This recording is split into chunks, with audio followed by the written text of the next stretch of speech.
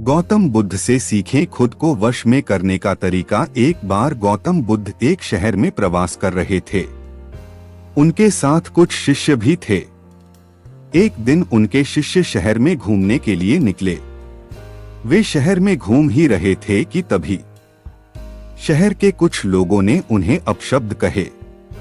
उनके बुरे शब्दों को सुनकर शिष्यों को बहुत बुरा लगा और वे वापस लौट गए। बुद्ध ने देखा कि शहर से लौटकर आए उनके सभी शिष्य बहुत क्रोध में दिखाई दे रहे हैं।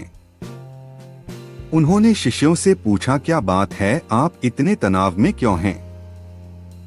तभी एक शिष्य क्रोध में बोला, हमें यहाँ से तुरंत चलना चाहिए।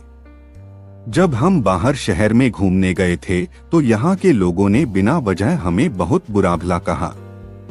जिस जगह हमारा सम्मान नहीं हो वहाँ हमें नहीं रहना चाहिए। बुद्ध ने कहा, क्या किसी और जगह तुम अच्छे व्यवहार की अपेक्षा रखते हो? दूसरे शिष्य ने कहा, इस शहर से तो अच्छे लोग ही होंगे। तब गौतम बुद्ध बोले, किसी जगह को सिर्फ इसलिए छोड़ देना ठीक नहीं कि वहां के लोग बुरा व्यवहार करते हैं। हमें तो कुछ ऐसा करना चाहिए कि जिस स्थान पर भी जाएं उस स्थान को तब तक नहीं छोड़े जब तक अपनी अच्छाइयों से वहां के लोगों को सुधार न दें। हम जिस भी स्थान पर जाएं वहां के लोगों का कुछ न कुछ भला करके ही वापस लौटें। बुद्ध ने कहा, जिस प्रकार युद्ध में बढ़ता हुआ हाथी चारों तरफ के तीर सहते हुए भी आगे बढ़ता जाता है, ठीक उसी तरह उत्तम व्यक्ति भी दूसरों के अपशब्दों को सहते हुए अच्छे कार्य करता रहता है।